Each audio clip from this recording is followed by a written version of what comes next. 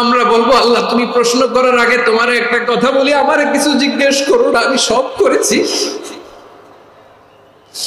এমন কোন পাপ নাই যে পাপ আমারে দিয়ে হয় নাই।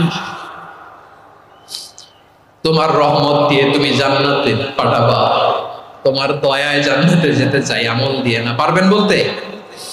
কিয়ামতের দিন আমরা বলবো আল্লাহ আমার আমল দিয়ে জান্নাত চাই না, আমি তোমার দয়া দিয়ে জান্নাত চাই।